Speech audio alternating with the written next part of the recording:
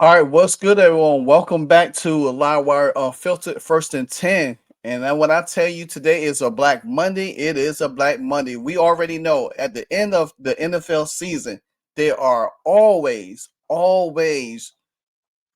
coaching fires. Well, actually, one took place yesterday before it even got to Monday, and that is the Atlanta Falcons fire second year coach Raheem Morris. Now, to me, I didn't think Raheem Morris was the right choice for the Atlanta Falcons.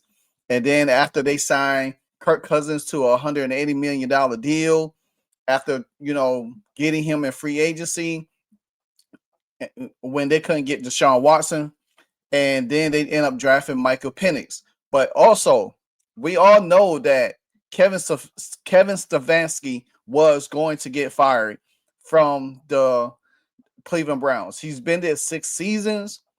Now, he had Baker Mayfield.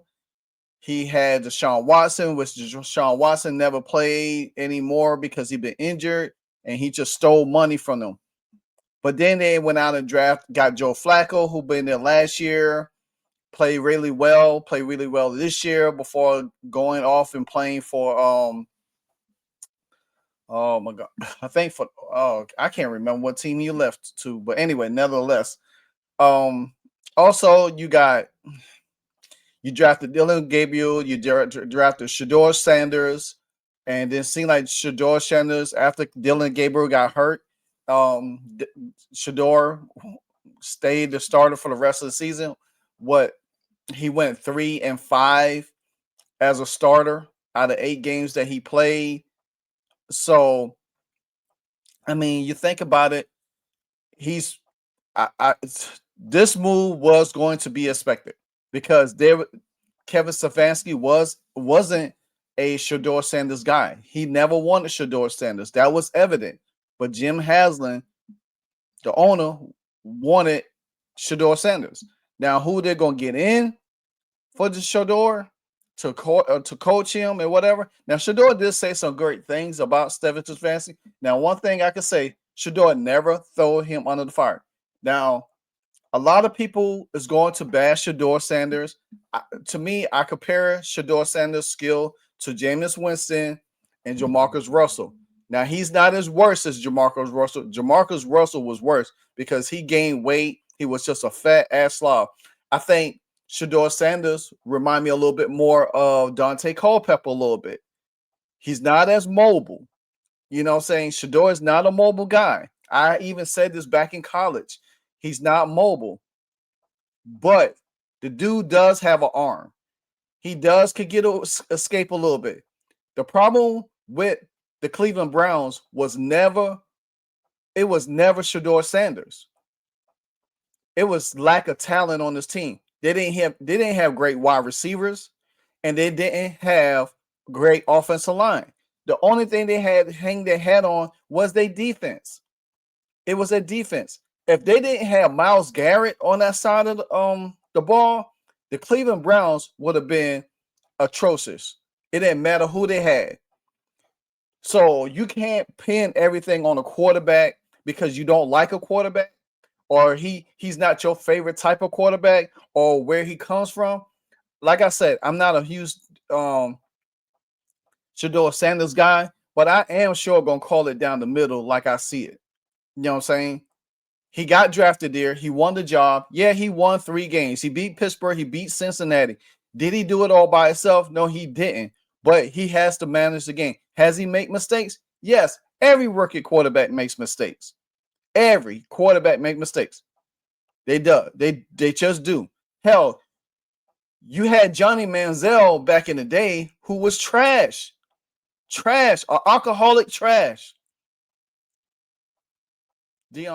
Shador Sanders he's a young kid. He's a young kid. Because he's not your favorite type, it just goes with the territory. But nevertheless, the Browns are moving on from Kevin Stefanski. There's a lot that this Browns team needs to clean up. They need to figure out the contract with Deshaun Watson. Now, before I even continue on with the Browns, there are some more firings. Pete Carroll got fired today. Brian Dable, who already had got fired early in the season. There's 4 coaching vacancies. And I'm sure there's going to be a whole lot more today. I'm expecting some stuff come out of Washington today with the Commanders as well. Excuse me, as well as y'all know, as I follow the Washington Commanders, I will be bringing that to y'all. But let's go into this post conference and everything with Jim Haslam, since he has a whole lot to say.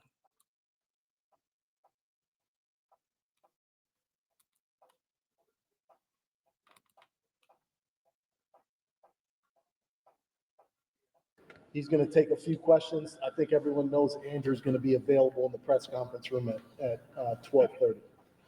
All right? All right, good morning, everyone. Personnel decisions, particularly with people at the top of an organization, are always difficult. And I can tell you, having made a lot of these over the years, that this was as difficult as any we've ever had to make because of the quality of the person involved. Organized, worked hard, navigated our ship for 6 years through the inevitable ups and downs that we face in the NFL. Outstanding father and husband. And I think even you all who are around a lot probably underappreciate how much time we all spend together. And there's nothing more fun than winning an NFL game like we did the last 2 weeks, beating our arch rival Steelers 2 weeks ago, and then winning yesterday on the last play of the game and seeing the joy in the locker room. And there's nothing more distasteful than losing an NFL game. And it's finite. You either win or you lose. And Kevin did a lot of good things here over his time period with us. It was an extremely difficult decision we made. And I shouldn't say I have no doubt, I would be highly optimistic that Kevin will be a head coach again in the league. Now I want to turn our attention and talk to our fans, okay? And I want you to hear this, okay? First of all, ownership takes full responsibility for where we are. To win 8 games in 2 years is horrible. It's totally unacceptable, okay? And it's not going to continue, okay? And I want the fans to know we are as frustrated as you are, and we hear a lot from our fans, which we actually appreciate. We have great fans. They're extremely passionate, and they deserve better than what they've got in the last 2 years, okay? No, I don't need to say anything else. We are going to give you a better product. Our sole goal here is to be a consistent winner, not make the playoffs in 20 and then make it again in 23. I had barely not stepped win out 8 of the games in taxi 2 when I years. saw That's not what we're trying to do. That's not acceptable. Our fans deserve better. We'll start the head coach search literally this afternoon. Andrew Berry will lead that effort. Key members of his organization as well as ownership will be involved in the process. You all have been through these processes before, and I think we have a good plan laid out. I want to comment on Andrew because I know that there's questions out there. Well, why didn't you change both of them? Or why didn't you change Andrew and not Kevin? And I would say this, I think Andrew over the last year has done a very good job. And I want to go through that because I think it's important to talk about the moves he made to strengthen our team, okay? I think it began with what I would call a very efficient free agency. We added one player, and that player made a substantial difference in our football team, and that was Malik Collins. Malik is not only a really good player, he's a really good person who is a leader on our defense, a leader in the defensive line room. Andrew negotiated a trade a week or two before the draft started, in which we added 3 draft picks, 2 last year, a second and a fourth or a fifth, and a first this year, okay? Then I think we had one of the better drafts that we've ever had. I think we added 4 really good football players who were either first team all-rookie or second team all-rookie, and I think Carson has a really good chance to be the NFL Rookie of the Year, defensive Rookie of the Year. I think what's important to understand about our rookies, though, and you all see them, you all know them, they're not only really good players, they're really good people. And they will be the cornerstone with which we'll build and grow and develop this winning team. But I think it would be short-sighted to not just look at free agency, not just look at the draft, but also to look at a couple of other moves Andrew made. We have struggled to have a consistent place kicker here really the whole time we've earned the team. And I guess the way we started this year, you'd say, looks like you're continuing to struggle. Our grandsons were at the game. We were coming back to Cleveland last night. And I said, Andre Schmidt is a great lesson of when you fail, pick yourself up, persevere, and good things will happen. And the signing of Andre and bringing him on, holding with him that first week when everybody was saying, you need to cut him, you need a new kicker. I think we've hopefully solved our place kicking woes for a long time. Quality person, the team believes in him, and we're glad to have him. And then lastly, I think something that's underappreciated was the Tyson Campbell trade. Tyson is, here again, a really good player and a really good person. And I think all you need to know about Tyson is he has been playing with a bad shoulder for several weeks. We were unsure if he's going to go play, got hurt in the first half. He went in, got treatment, came back and tried to play in the second half of a game. He ain't really talk about now. He's just rambling on for me. I ain't got time for all of that. But anyway, it just goes to show you that now he's moved on. We're gonna wait to see what direction he's gonna go into, who's gonna be the new head coach, all of that BS and all that nonsense.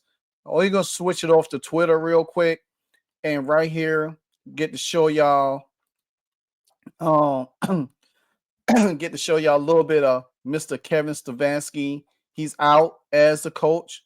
He's been there 6 years. Now expect to be, but I expect Kevin Stefanski to get a good job. I mean, he's going to be sought after. He might not be a head coach. He could be a head coach. He could be the Giants head coach. He could be over there with Jackson Dart. Hey, that's his cup of tea. He could be an offensive coordinator. Who knows? Who knows? But this is him right here. This is Ian Rappaport talking about it right here on NFL. Today, rap sheet. Yeah, the Cleveland Browns have now fired head coach Kevin Stefanski, the two-time coach of the year and one of the more respected coaches in the NFL. It has been a two-time coach of the year. That's the top resume right there. Cleveland Browns, certainly plenty of quarterback questions and questions in general for a team in transition, a team that very famously traded for Deshaun Watson and spent the next several years trying to figure out if it was going to work. Obviously dealt with injuries. A lot going on with the Cleveland Browns. It all leads to the departure, Tom, of Coach Kevin Stefanski. Certainly, I would say Stefanski is going to emerge as one of the top candidates of this cycle. So then you would say, well, how did the Cleveland Browns fire him? It seemed to be that owner Jimmy Haslam and those involved in this process, and I would put general manager Andrew Berry in that group because he is now going to run the search for a new head coach, simply wanted a new voice. Love Stefanski, respect him, was just time for something new. So he is now out. And I would expect basically every team with an opening to take a hard look at. Yeah, he's going to get a job. I mean, there ain't no doubt about that. Let's hear what Shador had to say about it, because he said he just found out himself. Today after the game about Kevin and how much you learned from him and grew to understanding each other. What's your reaction to the news that he's no longer your coach? We just found out a couple seconds ago, but I think it's just overall the mentality, like things gonna happen. That's just how the league is, and moving forward, just focus on what we can improve, individually for the next head coach. Shooter, do you think you did enough to show everybody, or I guess show Andrew? We know what you said yesterday after the game about Kevin and how much you learned from him and grew to understanding each other. What's your reaction to the news that he's no longer your coach? We just found out. Yeah, so I mean, pretty much sure Shador's gonna have a shot to be the starter going into next season. You see Pete Carroll's out of there too.